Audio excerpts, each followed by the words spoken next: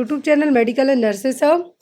ये है जो नोटिफिकेशन है, आज हम बात करने वाले हैं। तो एक तरीके से बम्पर और सुनहरा मौका भी है यूपी वालों के लिए। और मैं बता दूं कि आपको इस नोटिफिकेशन के थ्रू पता चलेगा कि क्या इसमें ऑल इंडिया के बच्चे स्टूडेंट अप्लाई कर सकते हैं या फिर ओनली यूपी के लिए है, या फिर किस तरीके से आपको अप्लाई करना है। तो यहाँ पर नोटिफिकेशन है जो रिलीज हुआ है 14 तारीख को ही, कल शाम को ये नोटिफिकेशन है जो आ गया था 14 अक्टूबर को, आज है 15 अक्टूबर। लेकिन यहाँ पर आपके जो फॉर्म है जमा होने वाले हैं 28 से, कब से, 28 तारीख से जमा होना है, 28 अक्टूबर से जमा होना है। और लास्ट डेट है 27 नवंबर तक की डेट यहाँ पे दी गई है। और जो भी आप अपना एप्लीकेशन फॉर्म सबमिट करते हैं, जो भी आप फीस जमा करते हैं, उन सब में एडिटिंग के लिए आपको जो डेट दी है वो है 4 दिसंबर तक की। तो ये देखिए दिसंबर तक, अब आपको यहाँ से एक अंदाजा मिलेगा कि आपका दिसंबर तक तो एग्जाम नहीं होना है, अभी चल रहा है आपका अक्टूबर, नवंबर, दिसंबर, आपके पास सीधा सीधा 1.5 मंथ का टाइम तो है ही पढ़ने के लिए। और यहाँ पर साफ साफ कहा गया है कि जो भी लोग फॉर्म भर रहे हैं 27 नवंबर के बाद, 27 नवंबर के बाद आपके फॉर्म है जो एक्सेप्ट नहीं किए जाएंगे। और यहाँ पे ये भी कहा गया है कि जो भी लोग 27 तारीख तक जो एप्लीकेशन फीस है वो आप जमा कर देते हैं, और आपको फिर भी 7 दिन का है जो डेट दी जाती है कि आप लेट फीस वगैरह भर रहे हैं, तो 4 तारीख के बाद है जो आप जो भी एडिटिंग अपनी फीस में जो कुछ भी है वो 4 दिसंबर के बाद नहीं कर सकते हैं। यहाँ पर सबसे पहला सवाल ये आता है कि वैकेंसी कितनी है। तो कुल मिलाकर 5272 पोस्ट निकाली गई हैं। मैं बता दूं कि एएनएम में जब भी किसी भी स्टेट में वैकेंसी निकलती है तो इसी तरीके से 4000, 5000, 10,000, बिहार में 10,000 के समथिंग निकली थी। यूपी में वैकेंसी निकाली है यूपी एसएससी के थ्रू, एएनएम के थ्रू नहीं है, सॉरी ये एनएचएम के थ्रू नहीं है। महिला स्वास्थ्यकर्ता एएनएम की जो पोस्ट है यूपी एसएससी के थ्रू है जो निकाली गई है। तो यहाँ पे सैलरी भी कंपेयर टू एनएचएम की अच्छी दी जाती है और ये आपकी परमानेंट पोस्ट होती है।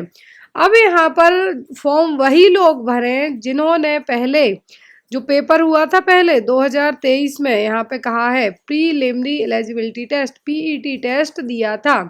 और इन्होंने ये भी कहा है कि जितने भी बच्चों ने 2023 में जो एग्ज़ाम दिया था महिला स्वास्थ्यकर्ता का यूपीएसएससी एएनएम के लिए, वही लोग यहाँ पर अपने एप्लीकेशन फॉर्म में जो सबमिट कर सकते हैं। एज पर जैसे अभी नॉर्सेट में भी प्री और मेंस होता है, वैसे ही आप इसको मान सकते हैं कि आपका एक तरीके का मेंस एग्ज़ाम होने वाला है। तो 5272 पोस्ट है। एग्ज़ाम वही लोग यहाँ पे फॉर्म फिलअप कीजिए जिन्होंने 2023 में फॉर्म भर के, इवन आपके कितने भी मार्क्स आए होंगे तब भी आप दोबारा से यहाँ पे जो अपना फॉर्म है सबमिट ज़रूर कीजिए। जब आप फॉर्म भरेंगे तो आपको और चीज़ें भी है जो अवेलेबल हो जाएंगी, जो भी आपके मार्क्स वगैरह रहे, जो भी शॉर्ट लिस्ट हुए। यहाँ पे पहले इन्होंने कहा था कि जिनके शॉर्ट लिस्ट नहीं किए गए थे या कुछ भी, लेकिन इन्होंने ये भी कहा है कि जो अंडर इन्वेस्टिगेशन है लेकिन उनको फॉर्म है जो भरना है, उनमें किसी भी तरीके का अभी तक चेंज है जो नहीं किया गया है। ओनली एप्लीकेशन फॉर्म है जो आपके ऑनलाइन सबमिट किए जाने हैं। यूपीएसएससी की वेबसाइट पे आप जाएंगे तो फॉर्म के लिए आपको पूरी चीज़ें डिटेल में मिल जाएंगी। फॉर्म के लिए अभी लिंक है जो एक्टिवेट नहीं हुई है, जैसे ही एक्टिवेट होती है तो आप अपने फॉर्म भरना ज़रूर स्टार्ट कीजिए। अब यहाँ पर आपका ये देखिए, इन्होंने कहा है कि जब भी आप एप्लीकेशन फॉर्म भरते हैं तो एप्लीकेंट का जो अथेंटिकेशन है या फिर लॉगिन है, जिन्होंने पीईटी रजिस्ट्रेशन नंबर किया था 2023 में जो फॉर्म भरा था, उस तरीके से यहाँ पे आपको अपनी पूरी डिटेल्स वगैरह है जो मिल जाएंगी। क्लियर? आपको अपनी सही ईमेल आईडी, सही फ़ोन नंबर, सभी चीज़ें हैं जो आपको अपनी क्या करना है, एंटर करना है। अदरवाइज़ जब आपका जो एडमिट कार्ड या कुछ भी दिक्कत होती है तो आपका फॉर्म है जो रिजेक्ट कर दिया जाता है। यहाँ पे देखिए एप्लीकेशन फ़ीस तो यहाँ पे 0 के बराबर ही कर दी है, 25 है जो कि आपका एप्लीकेशन शुल्क है। जो आप एप्लीकेशन फॉर्म भरते हैं तो जो फीस वगैरह चार्ज होती है यहाँ पे वो है। और जिन भी लोगों ने, अदर स्टेट के लोगों ने यदि यूपीएसएससी के एएनएम के लिए फॉर्म भरा था तो उनको मैं बता दूं कि यहाँ पे आपको एज अ जनरल कैटेगरी से आप कंसीडर किए जाएंगे, चाहे आप किसी भी कास्ट से रिलेट करते हो, क्योंकि आपको यूपी के रिजर्वेशन का फ़ायदा है जो नहीं दिया जाएगा। ये देखिए यहाँ पर किस विभाग में कितनी वैकेंसी निकली है, तो इन्होंने बताया हुआ है सैलरी सेम है, 21,700 से लेके 69,100 तक है, जो मिनिमम 21,700 है और मैक्सिमम 69,100। इन हैंड 45 और 40 के समथिंग है जो आपकी सैलरी है जो आएगी। इनिशियल टाइम में बढ़ती भी जाती है। तो यहाँ पर स्थाई भी है और अस्थाई भी है। यहाँ पर ये परमानेंट भी है और टेम्पररी भी हो सकती हैं, बट इन्होंने अभी ये दोनों कंडीशन रखी हैं, तो कुछ भी कहना है जो ठीक नहीं होगा। टोटल पोस्ट है 5,272। कितनी? 5,272 पोस्ट है। अब यहाँ पे आपको ये देखिए इन्होंने और चीज़ें भी कही हैं कि जो वैकेंसी हैं किस तरीके से इनमें रिजर्वेशन वगैरह रखे गए हैं अलग अलग कैटेगरीज के लिए। अब आपके पास होना क्या क्या चाहिए, जो भी लोगों ने पहले तो 2023 में भरा था वही यहाँ पे एलिजिबल है। दूसरी चीज़, जिन्होंने इंटरमीडिएट या फिर इंटरमीडिएट लेवल का एग्ज़ाम दिया हो, एएनएम आपका जो 1 साल 6 महीने की, जो आपका 1 साल 6 महीने और 18 महीने का जो क्या होता है ट्रेनिंग होती है आपकी एएनएम की, वो कंप्लीट किया हो और यूपी नर्सिंग का आपके पास रजिस्ट्रेशन हो। क्या है? यूपी नर्सिंग का है जो आपके पास रजिस्ट्रेशन हो, तो वो लोग यहाँ पे अप्लाई है जो कर सकते हैं। एज लिमिट की बात करें हम तो यहाँ पे देखिए एज के लिए बताया गया है इन्होंने कि कितनी क्या है जो एज आपकी हो सकती है। अब आपका जो सिलेक्शन होना है वो किस बेस पे होना है, क्या आपका सिलेबस वगैरह रहने वाला है। तो इन्होंने सिलेबस पहले भी जो सेम बताया था वही सिलेबस इस बार भी ऐड किया गया है, लेकिन यहाँ पे थोड़े से चेंजेस किए गए हैं सिलेबस को लेके, क्योंकि आपका प्री आप लोग ऑलरेडी दे चुके हैं, बहुत सारे लोग दे चुके हैं। तो आपको एक बार है जो नोटिफिकेशन है तो ज़रूर रीड आउट कर लेना है। आपको ये देखिए यहाँ पर इन्होंने कहा है कि क्या क्या करना होगा। जैसे मेंस एग्ज़ाम हमारा जो नॉर्सेट का होता है एज़ पर वही इस बार यूपीएसएससी एएनएम के लिए फॉलो कर रही है, तो अंदाज़ा लगाइए कितनी अच्छी चीज़ है ये। तो यहाँ पे 100 आपके क्वेश्चन आने हैं ओनली नर्सिंग के। विषयगत ज्ञान का मतलब होगा only nursing, other than nursing के कुछ भी नहीं।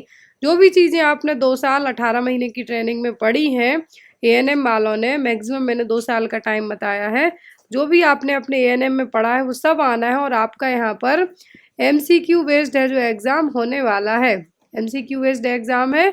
नेगेटिव मार्किंग भी साथ में यहाँ पे आपकी होने वाली है। अब आपको सिलेबस में क्या क्या है, स्वास्थ्य के निर्धारित तत्व, भारतीय स्वास्थ्य समस्याओं का बाह्य रूप एवं योजनाएं, एससी पीएससी सीएससी और जिला जो डिस्ट्रिक्ट हॉस्पिटल है उनका संगठन, जितनी भी हेल्थ से रिलेटेड करती हुई संस्थाएं नेशनल और इंटरनेशनल, चाहे वो WHO हो, यूनिसेफ हो, यूएनएफपी हो, यूएनडीपी हो, वर्ल्ड बैंक हो, फूड एग्रीकल्चर ऑर्गेनाइजेशन हो, डेनिदा हो, या फिर यूरोपीय आयोग, red cross society, Indian red cross society, council for child welfare, मतलब जो कारा जिसके थ्रू बच्चे की जो अडॉप्टेशन पॉलिसी होती है वो सब आपको यहाँ पे ऐड किया जाएगा। स्वास्थ्य कार्यकर्ताओं के कार्य एवं रोल, आपके जो आपकी रिस्पॉन्सिबिलिटी है, आचार संहिताएं। तो यहाँ पर आपको ये देखिए पूरा nutrition, anatomy, physiology, non communicable disease, communicable disease, psychiatric, anganwadi, ये सब चीज़ें आपको फर्स्ट एड वगैरह से मिला के ये देखिए आपको टोटल है जो 38 पॉइंट यहाँ पे दिए गए हैं आपके सिलेबस में। ये सब चीज़ें हमने अलग अलग जगह अलग अलग क्लासेस में पढ़ी हुई हैं, लेकिन फिर भी मेरी आपसे एक आज रिक्वेस्ट है कि जो भी लोग ये तैयारी कर रहे हैं वो लोग यूपी एनएचएम के थ्रू जो एएनएम का पेपर हुआ था उनको उठा के ज़रूर देखना, आपको बहुत सारे टॉपिक यहाँ पे कवर हो जाएंगे। पूरा सिलेबस इन्होंने इंग्लिश में भी दिया हुआ है ताकि आपको कन्फ्यूज़न ना हो। बट फिर भी चैनल पर आपको जो यहाँ पर 38 पॉइंट में सिलेबस दिया गया है, इस 38 की जगह आपको 50 और 60 क्लास में पूरा सिलेबस है जो कवर कर दिया जाएगा। ये मेरी है जो जिम्मेदारी है आपके लिए यूपी एसएससी एएनएम के लिए। और पेपर आपको हिंदी इंग्लिश दोनों लैंग्वेज में है जो सॉल्व करके बताया जाएगा, और बहुत ही जल्दी विदिन 1 वीक और 2 वीक का टाइम है जो लग सकता है। आपकी एएनएम की बुक है जो आ जाएगी, जिसमें आपको हिंदी और इंग्लिश जैसे यहाँ पे आपका सिलेबस दिया गया है सेम है, इसी तरीके से आपको हिंदी और इंग्लिश में क्वेश्चन बैंक है जो प्रोवाइड करवाई जाएगी, जिसमें आपके पूरे सिलेबस के टॉपिक तो अवेलेबल होंगे ही, साथ में अदर स्टेट के पेपर वगैरह आपको सब कुछ एक ही बुक में मिल जाएगा। तो अभी आपको आई होप समझ में आ गया हो कि यहाँ पे अप्लाई वही लोग करेंगे जिन्होंने 2023 में यूपीएसएससी एएनएम का एग्ज़ाम दिया हुआ था। और फिर भी आप लोग एक बार नोटिफिकेशन को क्लियरली पढ़ लीजिएगा ताकि आपका जो भी कंफ्यूजन वगैरह हो दूर हो जाए। रही बात स्टडी मटेरियल की कि अब आप इसके लिए कैसे क्या पढ़ें, तो जैसे आपने देखा है कि जब भी यूपी में एग्ज़ाम होता है तो यूपी का पेपर बहुत ही अच्छा आता है और कट ऑफ उतनी हाई नहीं जा पाती, क्योंकि पेपर थोड़ा सा हार्ड होता है कंपेयर टू अदर स्टेट्स के, एमपी, बिहार या राजस्थान के।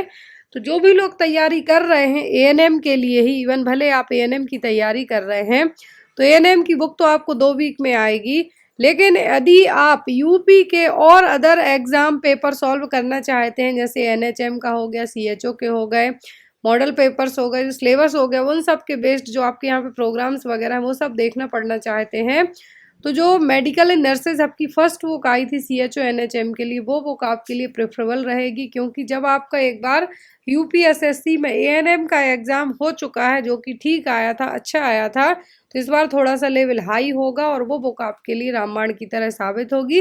लिंक डिस्क्रिप्शन बॉक्स में मिल जाएगी। पेपर में रहेगा क्या क्या, जो एज़ पर आपके सिलेबस है वो सभी चीज़ें आपकी उसमें है जो आपकी कवर हो जाएंगी। कोई भी डाउट आपको बुक को लेके रह जाए या अपकमिंग रेलवे एग्ज़ाम की तैयारी कर रहे हैं उनको लेके रह जाए, तो आपके सभी डाउट वहाँ पे क्लियर हो जाएंगे।